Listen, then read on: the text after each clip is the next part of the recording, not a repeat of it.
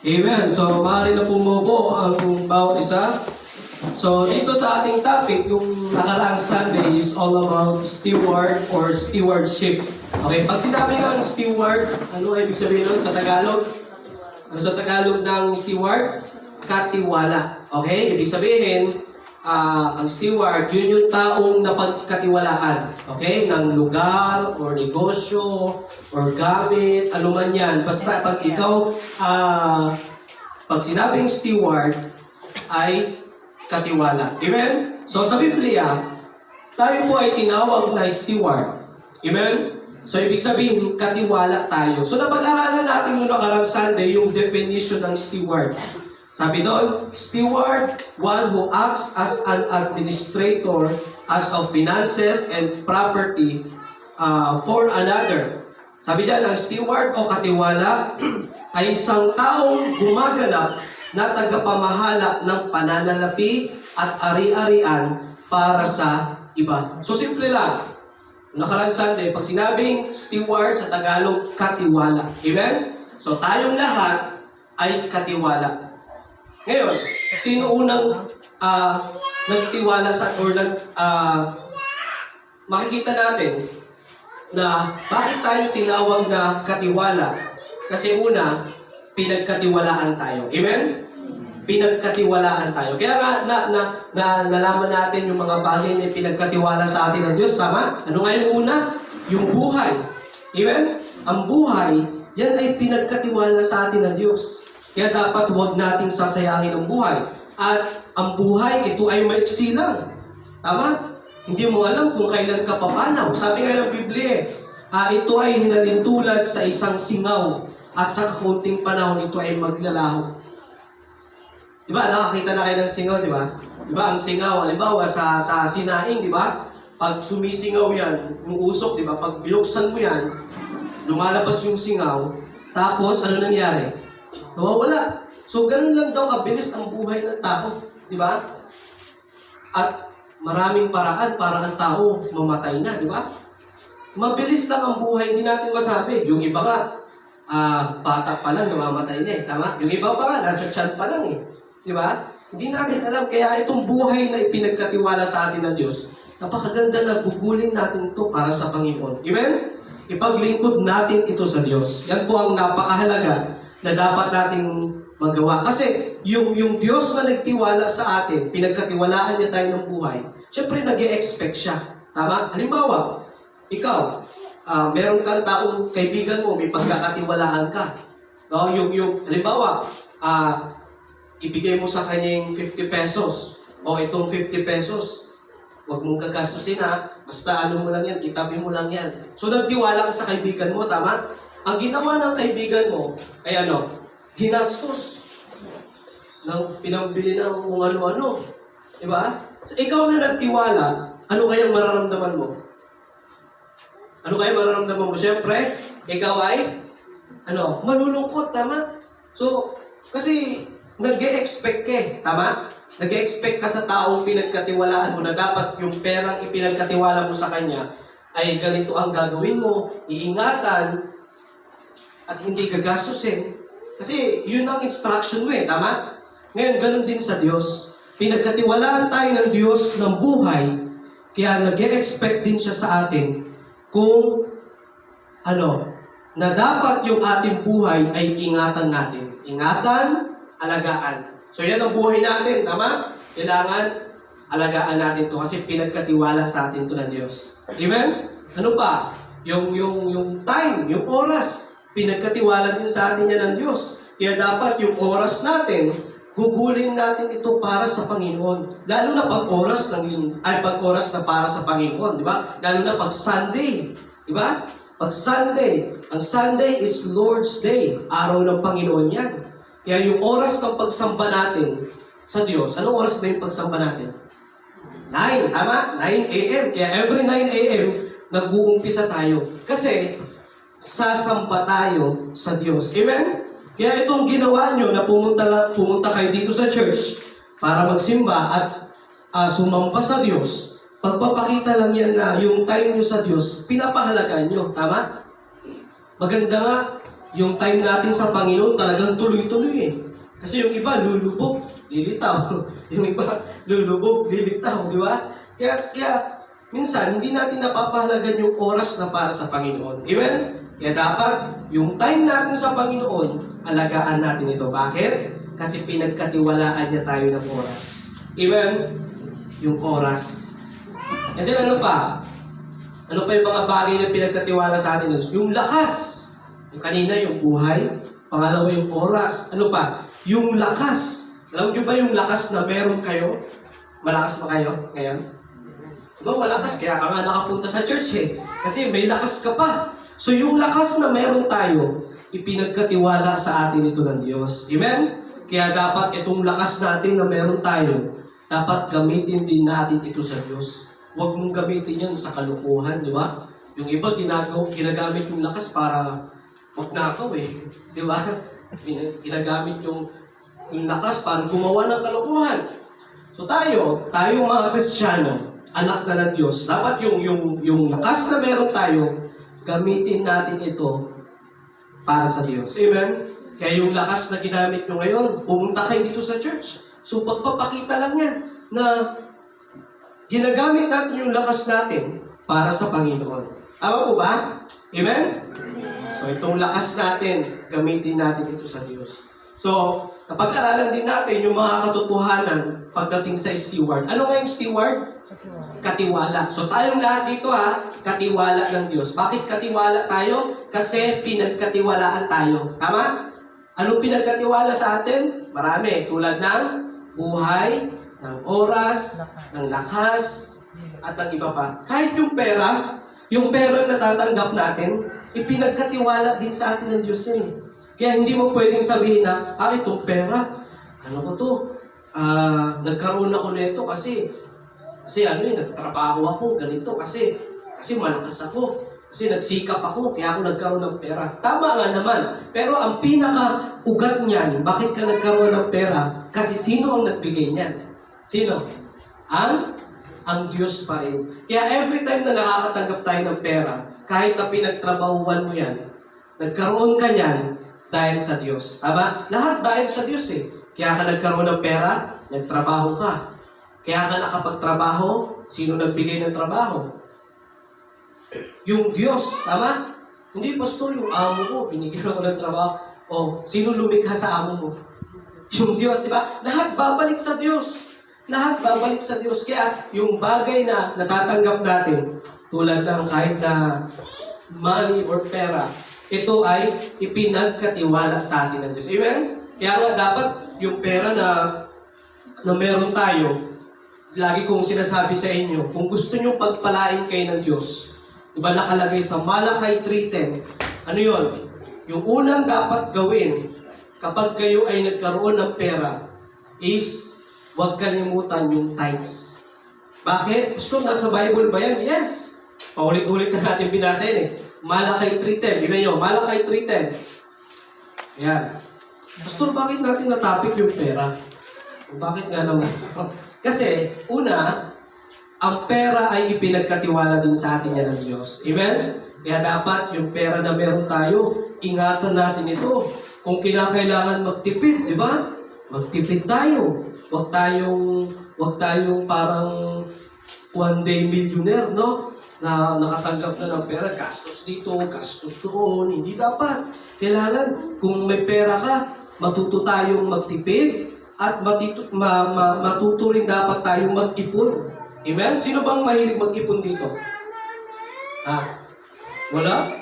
Diba? Dapat mag-ipon tayo. Lalo na ngayon, sa pandemic, diba? Dapat matuto tayo. Kahit magkano. Diba? Kahit piso. Walang problema kung magkano. Basta makakapag-ipon ka. Para sa future mo, no? Hindi yung nakatanggap ka ng pera, ubos lahat. Di ba? Kailangan, isipin mo rin na kahit ano lang, magtabi ka, bawat tanggap mo ng pera, magtabi ka ng piso or ng dos, or kung kaya mo, 5 pesos, 10 pesos. Kasi, ang tawag dyan ay, kumbaga, katalinuhan. Di ba?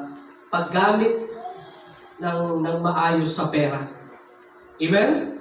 Kasi yung bagay na yan, ipinagkatiwala sa atin ng Diyos. Then yung tithes, tingnan natin, Malakay 3:10. Napakahalaga po nito. Kasi pinagkatiwala sa atin ng Diyos yung perang natatanggap natin. Okay, pwede ba natin basahin? Malakay 3:10. Ready? Go.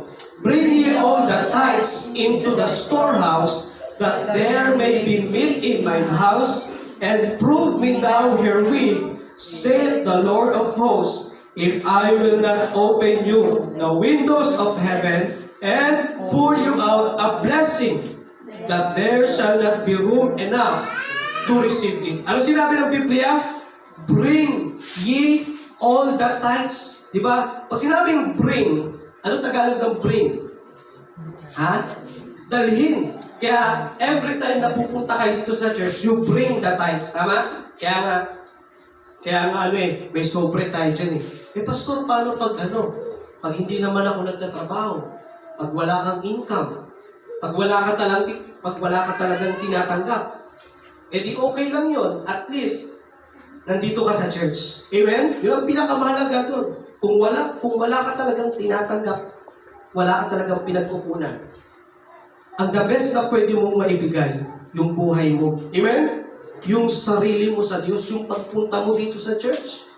Amen? Kaya pag walang tithes, walang offering, at wala ka naman talagang pinagkunan or source, okay lang yun. Pero ang mahirap, kung may nakakuha ka, may income ka, nabigyan ka ng budget or ng allowance or ng sahod, tapos hindi ka nagbigay ng tithes, yun ang nakakalungkot doon. Alam nyo ba, sabi ng Biblia, kapag hindi natin ibinalik yung para sa Diyos, kasi ang tithes para sa Diyos yan eh, amen? Sabi ng Biblia para sa Diyos ang tithes, hindi natin pagmamayari yan. Kasi, ang pagbabalik ng tithes sa Diyos, pagpapakita lang yan na ang Diyos ang lahat ng may-ari. Kaya yung every time na income natin, yung tithes, pag sinabing tithes, ito ay 10%. Diba na, pag-aralan na natin yan eh. 10% of your income. Halimbawa, kung ang natanggap mo ay 10 pesos, magkano ang tithes niyan? Piso. Diba? Madali lang eh. Madali lang kwenta eh. Pag nakatanggap, pag sumahod ka or binigyan ka ng allowance sa 20 pesos, magkano ang tithes? Ha? 2. Tama? 2 pesos. Pag nakatanggap ka ng 50 pesos, magkano ang tithes? 5 pesos. Di ba madali lang ibigay? Kasi, 5 pesos. Madali lang. Paano kapag ang sahod mo na umabot na ng 10,000? Di ba may mga nagtatrabaho umabot ng 10,000? Lagpas pa nga eh. Diba? Lalo na yung mga professional. Magkano ang tithes ng 10,000? 1,000. Di ba? So, kahit pa paano, parang madali pa lang, 1,000. No? Kaya nga alam nyo, ganito tuturuan ko kayo. Sa tithes po, sa Biblia, mas maganda po na pagkatiwalaan ka ng Diyos sa maliit na bagay. Kasi kapag napagkatiwalaan ka sa maliit na bagay, alam nyo gagawin ng Diyos? Pagkakatiwalaan niya kayo sa malaking bagay. Marami na akong nakita na pinagpala ng Diyos dahil sa nagbalik ng tithes sa Diyos. Talagang regular. Bawat sahod, bawat natatanggap, tithes agad. Kaya, ang gawin nyo para hindi nyo talaga magastos yung para sa Diyos. Halimbawa, nakatanggap kayo ng allowance, 20 pesos. Unahin yung isipin yung tithes. Halimbawa, 20 pesos. Pasok sa isip mo, tithes. Ang gawin mo, ihiwalay mo agad yung dos.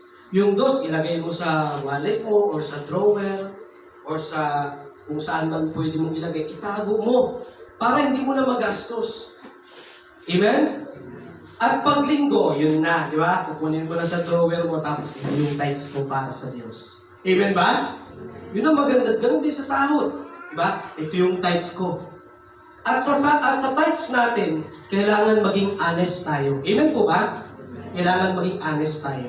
Kung ang kinita mo 10 pesos, be honest. Piso, kahit piso yan. Kasi sabi ng Biblia, standard talaga ang tithes. It must be 10%. Ang offering kasi, di ba may offering tayo? Ang offering kasi, kung ano yung nasa puso mo, kung ano yung galing sa puso mo. Amen? Kung ano yung galing sa puso, halimbawa, ang galing sa puso mo ay pesos. Lalagay mo dyan. Walang problema. Basta yan na nasa puso mo eh. Tama? Pero kung ang sahod mo halimbawa ay 10,000, magkano ang tithes nun? 1,000. Tapos, offering mo piso. Nakakaya naman yun, di ba? Nakakaya, laki na ano, tapos piso. Diba, ibig sabihin lang yan, ibig sabihin lang po niyan, yung tithes na para sa Panginoon talaga yan. At ganun din po ang offering. Okay? Pero don't worry, kung wala ka talagang pinagkukunan, yung magandang may offer mo sa Diyos ay yung sarili mo. Yan ang the best. Pero sabi ng Biblia, kapag sumahod ka at nagkaroon ka ng income at halimbawa allowance, tapos hindi natin ibinalik yung para sa Diyos. Ano sabi ng Biblia? Ninanakawan natin ang Diyos. Pastor, saan ba niya? Tignan nyo, Malakay 3:10. Yun yung kanina eh. Malakay chapter 3, verse 10. Verse 8. Okay? Tignan nyo Malakay chapter 3, verse 8. Wala sa New Testament yan eh. Sa Old Testament lang meron. Malakay 3:8. Okay? Sige, basahin natin. Ready? Go. Will a man rob God? Yet ye have robbed me. But ye say, wherein have we robbed thee? In tithes and offerings. Amen? Nakikinig po ba? Sabi ng Biblia, will a man rob God? Ano sa Tagalog yan? Ninanakawan ba ng tao ang Diyos? Di ba ganun yun? Di ba? Sabi ko nga sa inyo, ang robbery at steal ay magkaiba yan. Alam niyo yung steal? Anong Tagalog na steal? Magnanakaw. Anong Tagalog ng robbery? Magnanakaw pa rin, no? Ngayon, alam niyo ba ang robbery at steal, magkaiba yan? So, ano pinagkaiba?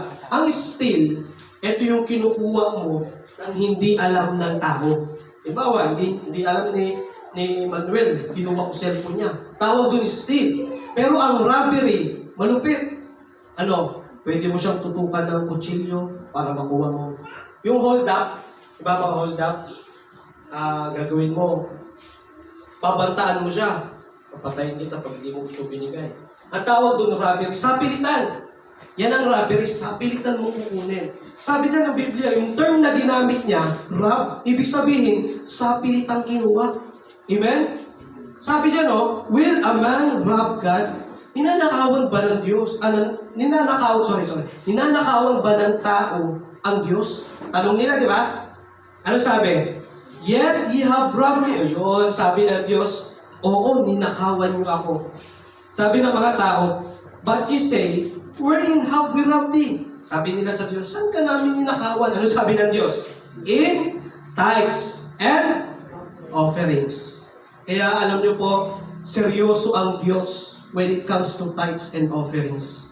Kapag tayo hindi nagbalik sa Diyos ng ikapu or ng tithes, sabi ng Biblia, ninanakawan natin ang Diyos. Maski sa offerings. Amen? Ganyan po ang standard ng Diyos pagdating sa tithes.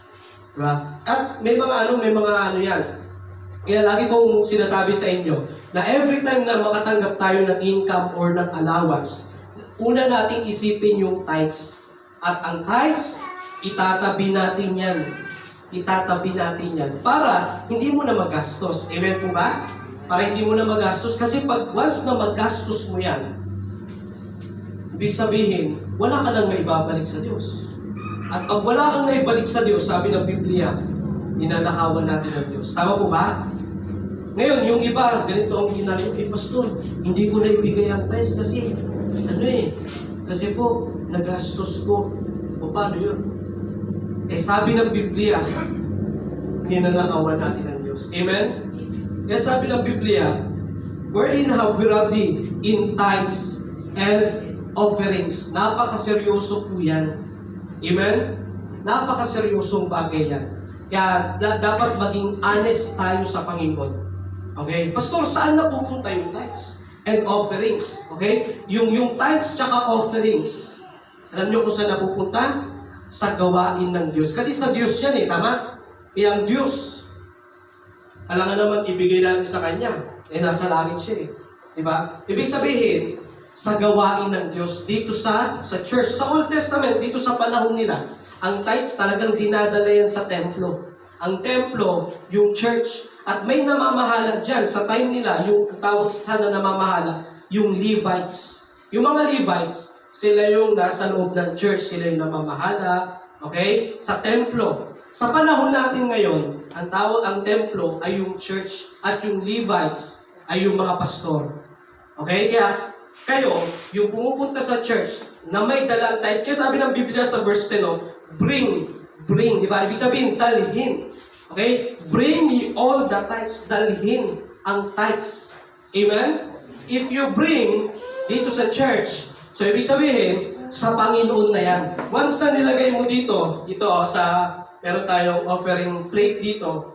Once na nilagay mo dito, ibig sabihin, ibinabalik mo na yan sa Diyos. Okay? Pastor, saan napupunta yung tithes tsaka offering na ibinabalik namin sa Diyos? Of course, ito ay magagamit sa gawain ng Diyos. Amen? Hindi ito gagastusin sa luho. Kasi ang magmamanage niyan ay yung pastor. At ang pastor, hindi niya gagamitin yan sa sarili niyang intensyon. Amen? Hindi niya gagamitin yan sa sarili niyang gastusin. Kasi ang tithes, yan ay para sa gawain ng Diyos. Amen? Siyempre, diyan din nakukuha yung para makakain ng pastor. Tama? Alam nyo, nakakalungkot sa iba na may mga simbahan na hindi natuturuan ng tithes. Bakit hindi naturuan, pastor? Kasi may mga pastor na nahihiyang magturo sa tithes. Alam nyo kung bakit? Kasi natatakot sila sa mga miyembro na baka pag-isipan ako na mukhang pera. Kaya hindi nila kaya ano nangyari? Pag hindi talaga naituro ang tithes, sino ang nagsasuffer? Sino ang nahihirapan? Yung church. Amen? Kasi ang church, kung ano man gastusin dito sa loob ng simbahan, sa bahay ng Diyos, kinukuha yun sa tithes, tsaka sa offering. Kaya kapag ang mga miyembro ay hindi naging matapat sa tithes, tsaka sa offering, ang maghihirap ay ang church. Amen? Kaya ang nahihirapan umusad ang church. Ganon din sa pastor. Kasi ang pastor, kahit paano, may pangangailangan din siya. Kasi ang pastor, full-time yan sa church. Kami mga pastor, kami po ay full-time sa church at wala kaming inaasahang sahod. Kaya, sino ang nagpapasahod sa amin? Ang Diyos. Pastor, paano ka tumatanggap ng sahod sa Diyos? Through the members. Pastor, paano sa mga miyembro? Through tithes, tsaka sa offering. Amen? So, nawa na nakuha niyo po yung ibig sabihin kung bakit tayo merong tithes. Kumbaga sa kumbaga sa gobyerno, sa church may tithes. Sa gobyerno, anong tawag? Tax. Alam niyo yung tax or buwis? Tama? Pag tayo ay bumibili ng mga pagkain or ng anuman, nagtatax tayo dyan eh. Tama? Ang tax, saan ginagamit yan? Dito sa buong Pilipinas. Kaya meron tayong public schools, merong mga magagandang daanan. Diba? Diyan sa labas, ang ganda ng daanan natin, diba? Mga highways, may mga schools, may mga hospitals. Ano pa? May mga buildings. Marami pang ibang nagagawa dahil sa pamamagitan niya ng tax. Kaya ang buwis, ang laki niyan. Kasi lahat ng tao sa Pilipinas talagang nagtatax yan. Kaya yung iba nga, nasisilaw sa pera. Ano ginagawa? Ninanakaw nila yung buwis. Kaya doon napapasok yung korupsyon. Tama? Kaya naghihirap yung Pilipinas minsan kasi yung bilyon-bilyon na pera, kinukuha ng mga tao na nakaupo, may posisyon. Bakit? Nasilaw sa pera. Kaya dapat ipag-pray natin, yung mga taong uupo sa gobyerno, talagang may takot sa Diyos. Tapos matapat talaga. Kasi pag hindi yan matapat, masisilaw yan sa pera. Pag wala yang takot sa Diyos, masisilaw sa pera yan. Pero kung may takot sa Diyos yung mga taong nakaupo sa gobyerno, Kung may takot yan sa Diyos, hindi nila gagalawin yung pera ng taong bayan. Tama? Amen po ba? Hindi nila gagalawin yan. Bakit? May takot sila eh. Gagalawin man nila, pero sa tama. Amen? Kung ano yung budget talaga na para sa ganitong building, para sa highways, gagastusin na talaga nila. Para doon. Amen? Hindi na mangungupit. Bakit? Kasi may takot sa Diyos. So yan po ang ibig sabihin ng tax sa gobyerno. Yan ay nagagamit para sa pagpapagawa ng mga infrastruktura. Ngayon, paano naman sa church? Yan naman ay yung tithes. Alam nyo talagang kapag naging matapat tayo sa tithes, pagpapalain talaga tayo ng Diyos. Tingnan nyo sa verse 10, tingnan nyo. Sabi dyan, bring ye all the tithes. Yung tithes, yung 10%. Dito sa Malakay 3:10 ha. Bring ye all the tithes into the storehouse. The storehouse here is the church. At sabi ng Biblia, that there may be meat in mine house. Sabi ng Panginoon, dalhin nyo ang tithes at bring ye all the tithes sa church, that there may be meat in mine house, upang may pagkain sa aking tahanan. Okay? So, ang tithes, isa yan sa paraan para magkaroon ng pagkain sa church. Ibig sabihin, magkaroon ng kung ano yung mga pangangailangan, may bigay. Sabi dyan, and prove me now herewith, saith the Lord. Sabi ng Panginoon, sige, ibalik nyo ang tithes at subukan nyo ako. Ibig sabihin, talagang maging matapat ka sa Diyos. Subukan mo ang Diyos, talagang maging matapat ka sa Kanya. Anong gagawin niya? Sabi dyan, if I will not open you the windows of heaven, kung hindi ko bubuksan sa inyo yung mga bintana ng langit, ano sabi? And pour you out a blessing. Wow!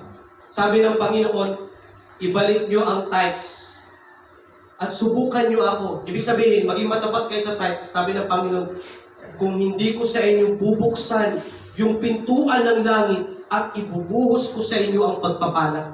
At sabi dyan, that there shall not be room enough to receive it. Wow! Yung pagpapalang ibubuhos ng Diyos, sabi ng Biblia, walang lugar or walang room, walang kwarto na mapaglalagyan. Ibig sabihin, sa sobrang dami ng pagpapala ng Diyos. So, ibig sabihin lang, if you want a blessing, kung gusto mo ng pagpapala, kung gusto nyo pagpalain tayo ng Diyos, sabi ng Biblia, maging matapat tayo sa tithes. Amen? Sa tithes. So, alam nyo, yan ang minsang problema sa mga pastor, na nahihirapan silang ituro yung tithes kasi na nagkakaroon sila ng negatibong isip. Kaya, anong nangyayari? Ang nagsasuffer, sino? Yung church, pati yung man of God. Kaya yan po ang natutunan ko. Kaya sabi ko, bago ko kailangan pag naging pastor ako, kailangan kung ano talaga nasa Biblia, yun talaga ang ituturo. Amen? May mga miyembro na nagtitisod pag pinag-usapan ng tithes. Sa ibang lugar naman. Hindi naman dito, siguro wala naman. May natitusod ba dito pagdating sa tithes? At naunawaan nyo naman, tama?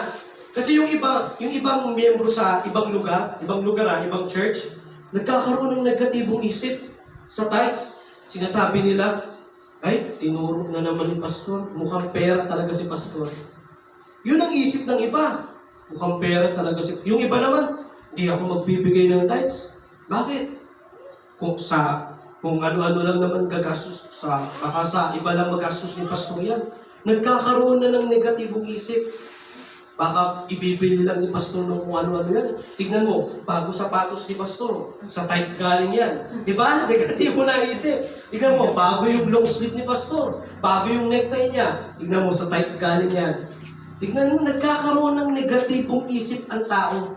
Pero hindi nila alam, yung long sleeve ng pastor, yung necktie, pinaghirapan pala ng pastor, pinag-ipunan.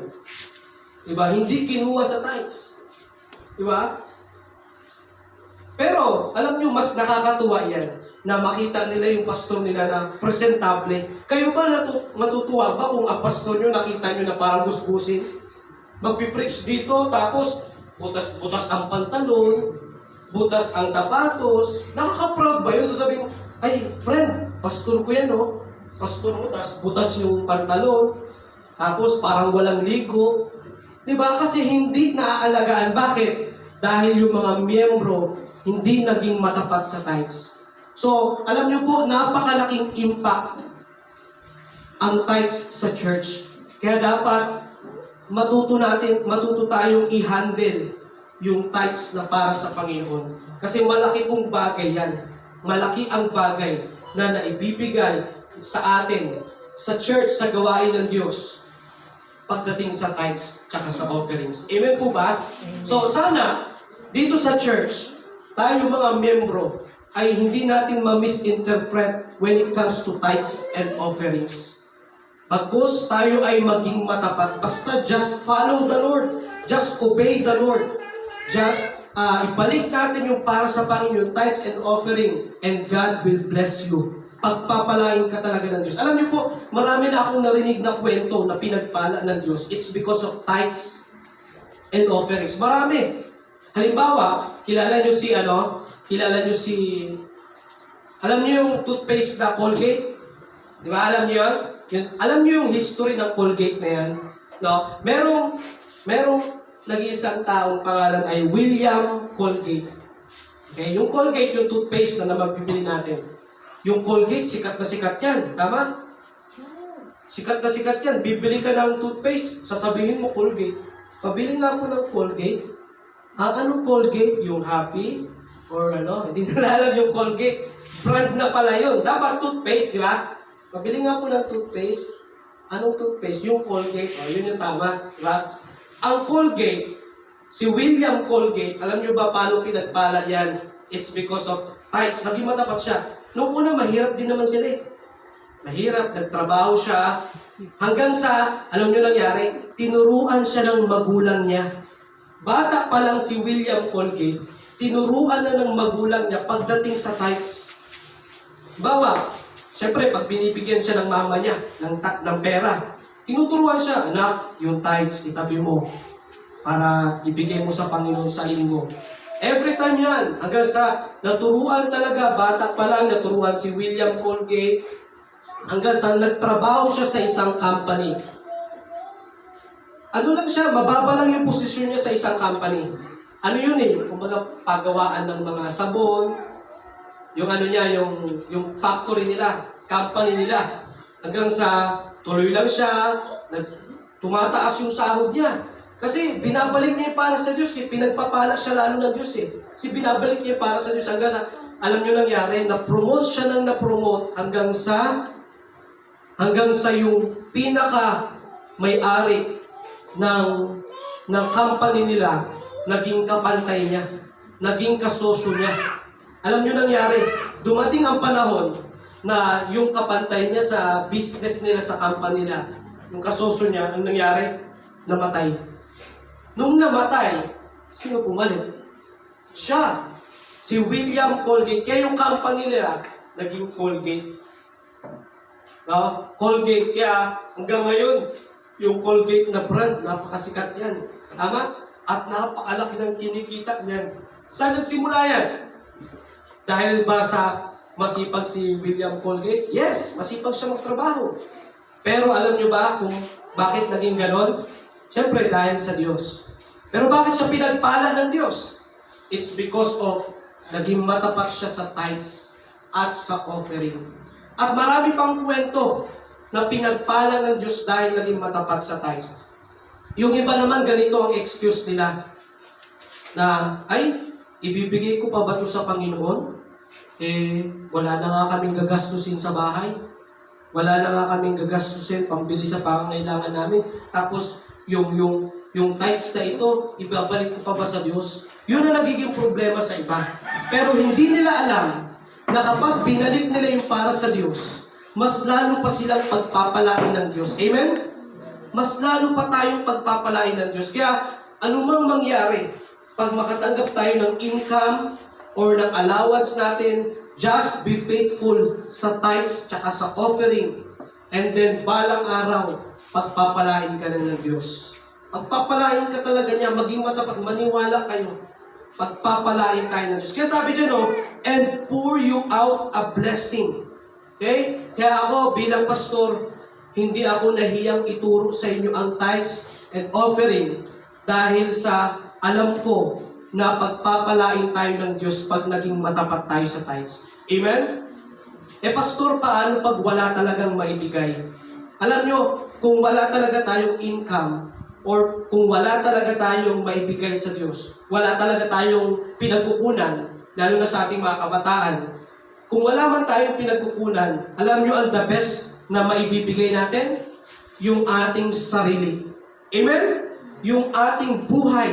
Yan ang the best na pwede nating maibigay sa Diyos. Kung wala tayong maibigay financial sa Diyos. Pero syempre, when it comes to tithes, kung meron talaga tayong pinagkukunan, income or allowance, be faithful sa ating tithes. Amen? Para mas lalo tayong pagpalain ng Diyos. Itong church na ito, mas lalong pagpalain ng Diyos. Kaya yung tithes natin, tsaka offering dyan, talagang recorded yan. No? Recorded yan, naka-record yan. Bawat pangalan, tas kung magkano. Kasi namomonitor natin eh. Amen? Kasi yan ay pera na ng Diyos. Pera ng Diyos yan. Binabalik natin sa Diyos yan eh. Kaya yan ay magagastos lagi sa gawain ng Diyos. At sa kung anong kailangan sa pastor, kailangan ng pastor. Para lalo pagpalain ang church. Kaya marami po akong nakikita ang church na talagang naghihirap dahil sa ang mga miyembro hindi naging matapat sa tithes. Kaya sa atin, lesson sa atin yan. Lalo na bilang bagong church, amen? Bagong simbahan tayo dito. Kaya habang bago pa lang tayo, mga bata tayo sa pananampalataya, ako bilang pastor, yan na talaga yung ibinahagi ko sa inyo na kahit bata pa lang tayo sa pananampalataya, ay talagang matutunan natin ibalik yung para sa Diyos. Yung tithes and offerings. So bakit natin kailangan ibalik? Kasi sa Diyos yan eh. At pinagkatiwalaan tayo ng Diyos. Yeah. Yan yung steward, yung lesson natin sa umagang ito. Yung nakaraan, yung definition. Ngayon naman, yung katotohanan at yung maraming ipinagkatiwala sa atin ng Diyos. Ano yung una? Yung buhay, yung lakas, yung oras, yung kayamanan. Kaya lahat yan, ipagamit natin sa Diyos. And then yung pera or yung tithes tsaka sa offering. Amen? So, mga alituntunin ng Biblia sa stewardship. Ano ba yung mga alituntunin ng Diyos pagdating sa stewardship? Number 1, ang Diyos ang may-ari ng lahat ng bagay. Nakikita man o hindi. So maliwanag, ang Diyos ang may-ari ng ng buhay. May-ari ng lahat ng bagay, nakikita man o hindi. Tingnan natin sa Ephesians 3:9. Ephesians chapter 3, verse 9. Ephesians chapter 3, verse 9. Tingnan po natin mga Biblia. No? Ephesians chapter 3, verse 9. Okay, tingnan natin. Sabi ng Biblia, and to make all men see what is the fellowship of the mystery, which from the beginning of the world hath been hid in God, who created all things by Jesus Christ. So, ang naglikha ng lahat ng bagay, sino? Jesus Christ, ang Diyos. Amen? Kaya alam nyo, ang katotohanan, ang Diyos ang nagmamayari ng lahat. Amen? Amen. Ano man meron sa atin, ang Diyos pa rin ang nagmamayari. Halimbawa yung pera, ang pera sa Diyos pa rin yan. Hindi, pastor, pinagtrabahuan ko to eh. Sinahod ko to eh. Diba? Babalik na naman tayo sa kanina. No? Sino ang dahilan bakit tayo nakapagtrabaho? Ang Diyos pa rin. Amen?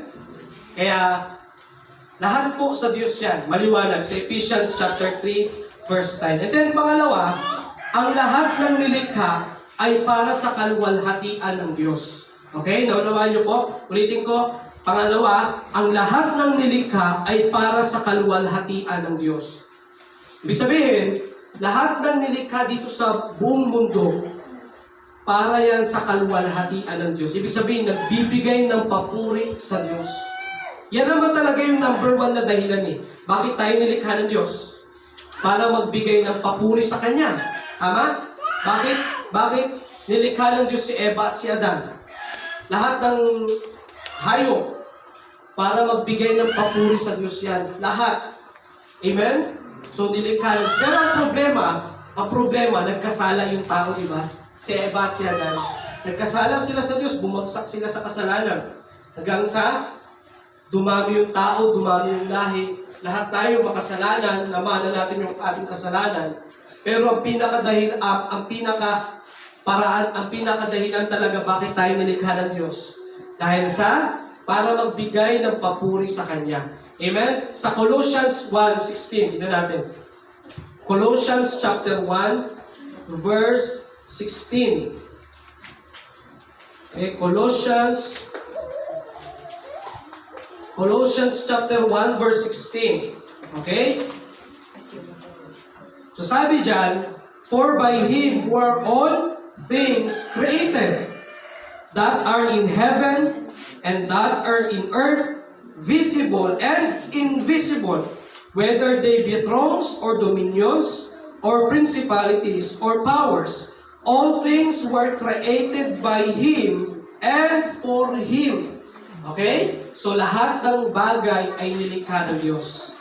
At yung mga bagay na yan, sabi dyan, no, invisible or visible. Yung mga bagay na nakikita or hindi nakikita. Ano ba yung mga hindi nakikita? Yung hangin. Ang hangin ba nakikita natin? Pero nararamdaman natin, likha ng Diyos yan. Lahat yan likha ng Diyos. Nakikita o hindi nakikita, lahat yan dapat magbigay ng papuri sa ating Diyos. Amen? Amen. At ang Diyos ay nalugod ng likhain niya ang lahat ng mga bagay para sa kanyang kalwalatian. Alam niyo po, nung nilikha ng Diyos ang tao at lahat ng bagay sa mundo ito, ang Diyos natuwa. Natutuwa ang Diyos. Sa atin, natutuwa sa atin ang Diyos eh. Kasi nilikha niya tayo. Natutuwa ang Diyos sa atin. Pero ang problema, yun na yung napasok tayo ng kasalanan. Tama? Kaya nga, ang ginawa ng Diyos, ipinadala niya yung kanyang bugtong na anak eh. Sino yun? Si Jesus. Para iligtas tayo mula sa ating mga kasalanan. Okay? And then number 3, ang lahat ng tao ay mga katiwala ng Diyos. Lahat ng kanyang nilikha. Alam niyo po, sabi ng number 3, lahat tayo na nilikha ng Diyos, lahat tayo katiwala niya. Bakit tayo katiwala? Kasi pinagkatiwalaan tayo ng Diyos. Ano yung mga bagay na pinagkatiwala sa atin ng Diyos? Marami yan. Buhay, oras, lakas, pera, ari-arian, anumang kayamanan, lahat yan ipinagkatiwala sa atin ng Diyos. Okay? Lahat ng tao ay mga katiwala ng Diyos sa lahat ng kanyang nilikha. Naalala niyo si Eva at si Adan, di ba? Nilikha sila ng Diyos. At ang dahilan bakit sila nilikha ng Diyos, isa sa dahilan, para pamahalaan yung mga nilikha, hayop, mga halaman, sa dagat. Yan isa sa dahilan kung bakit nilikha si Eva at si Adan. Si Adan, kasi siya yung mamamahala sa lahat ng mga nilikha. Pero ngayon, baliktad na. Imbis na yung tao yung mga ngalaga sa mga nilikha, ano nangyari? Sila yung sumisira. Tama? Yung time ni Adan, sinabihan, inutusan siya ng Diyos na mamahala ka sa lahat. Ibig sabihin, alagaan mo yan, pamahalaan mo yan. Pero sa panahon natin ngayon, baliktad. Tama? Yung tao yung sumisira sa kalikasan. Amen? Bakit may land pollution? Sinong dahilan? Tao. Bakit may air pollution? Sinong dahilan?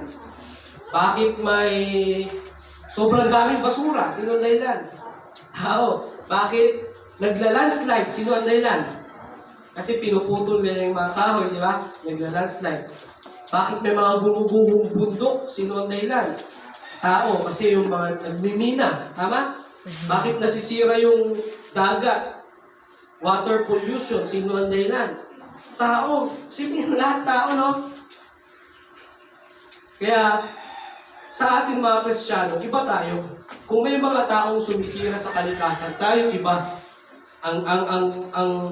Tayo, mga Kristiyano, nandito tayo, isa sa dahilan para pangalagaan ang kalikasan. Amen? Lahat ng tao ay mga katiwala ng Diyos. Lahat ng kanyang nilikha. Then pang-apat, ang katiwala ay hindi may-ari ng mga bagay na ipinagkatiwala sa Kanya. Naunawaan nyo? Sabi niya, no? Ang katiwala ay hindi may-ari ng mga bagay na ipinagkatiwala sa Kanya. Tama?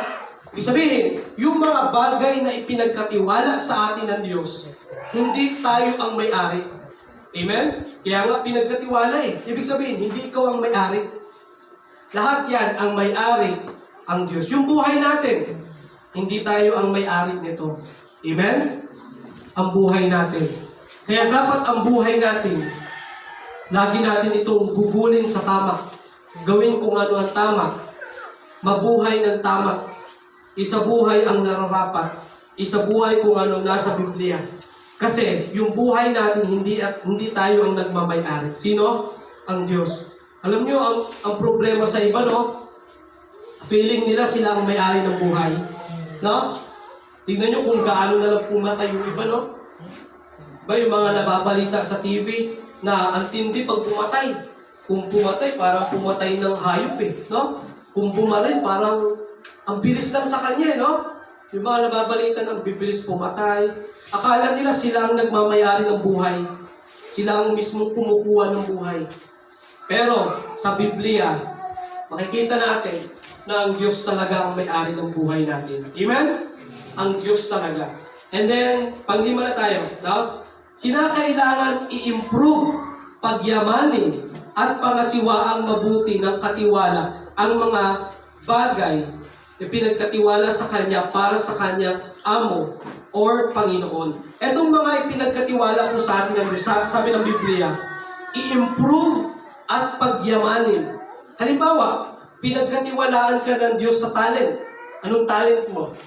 Sino? Anong mga talent natin? May talent ba dito na kumakanta? Diba? Anong talent mo? Sa music. Kung may talent ka sa pagpiplay ng instruments. Anong mga talent natin? Sabi ng Biblia, kailangan natin i-improve. Pagyamanin. Amen? Of course, kung anong talent natin na ipinagkatiwala ng Diyos, anong dapat gawin? Dapat gamitin ito para sa Kanya. Hindi yung may talent ka, ang galing mong kumanta. Anong ginawa mo? Nag-audition sa kung saan-saan para sumikat, para ang problema, sumikat ka nga, nawala ka naman sa church.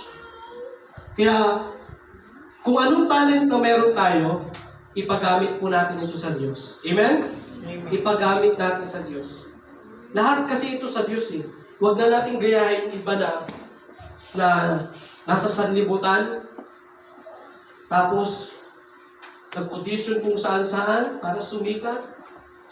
Ang problema, nawala naman sa simbahan. Nakakalungkot po. Kaya tayo, kung anong talent na ibinigay sa atin ng Diyos, pagyamanin mo yan at gamitin mo yan para sa Panginoon. Amen? Kung kumakanta ka, kumanta ka para sa Panginoon. Magkaroon tayo ng song offering dito. Tama? Kung marunong ka mag-play ng instrument, pagyamanin mo yan. Mag-practice ka. Para balang araw, ikaw naman yung tutugtog dito. Tama? Para kung anong pinagkatiwala sa atin ng Diyos. Kung marunong ka sa karpintero, pagyamanin mo yan. I-improve mo yan. Amen? Para maging nagamit-gamit ka sa loob ng simbahan na ano pa ba yung mga pwedeng magawa dito. Tama? Kung may talent ka sa computer, magaling ka mag-edit, tapos kung ano mga pwedeng i-print, tapos ipaskill dyan. Di ba? Talent yan eh. Talent. Kung magaling ka sa mga pagdodrawing, mga lettering, talent din yan. Tama? Magaling ka sa lettering, pwede mong ipagamit sa Diyos yan. Pag-lettering ka halimbawa ng verse, Bible verse, tapos idikit natin dito. Di ba? Alam niyo, pag pinagsama-sama yung talent na meron tayo, magiging magaan ang trabaho. Tama?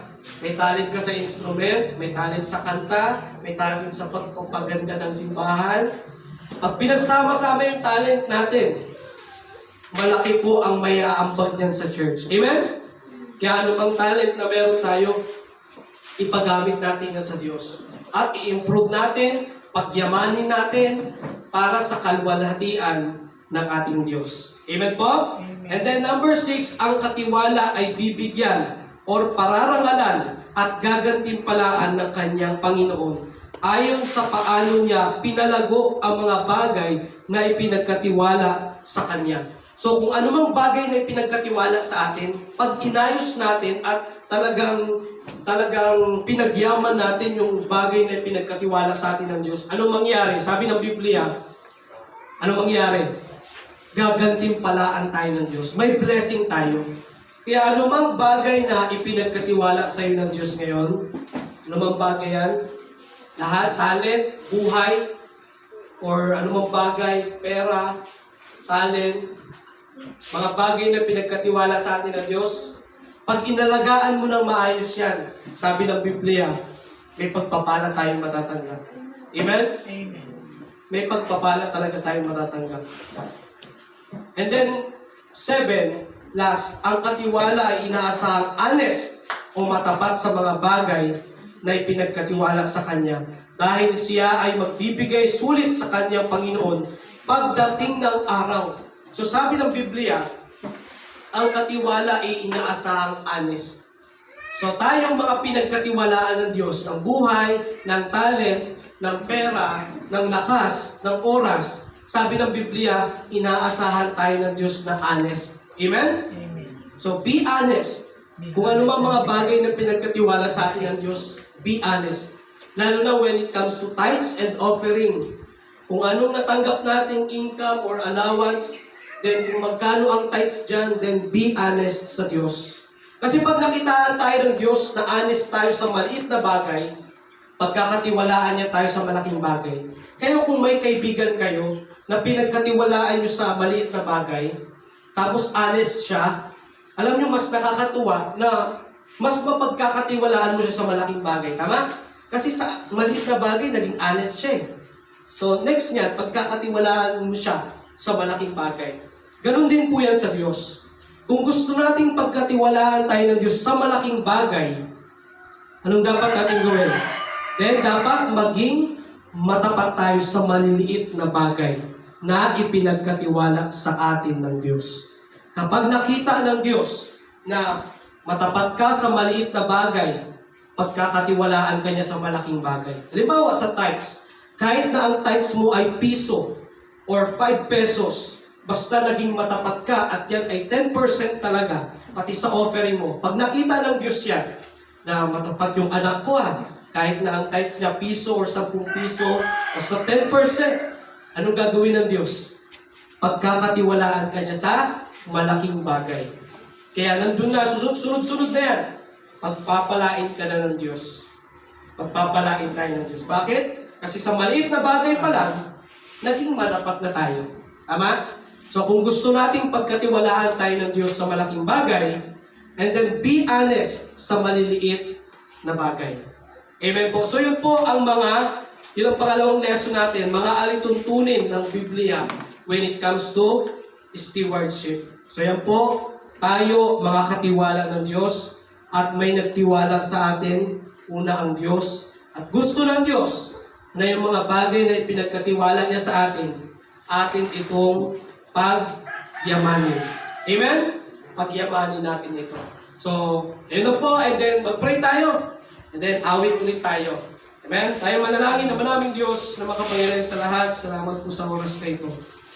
Salamat sa aming lesson about sa stewardship na kami po ay inyong mga katiwala, Panginoon. Tulungan niyo po kami na maging matapat kami sa mga bagay na pinagkatiwala niyo po sa amin, Panginoon. Salamat po na marami at i-bless niyo rin po ang pagpapatuloyan sa gawain ito. Patawad po sa aming pagkakasala at pagkukulang sa inyo pong harapan. Sa pangalan ni Jesus, Amen.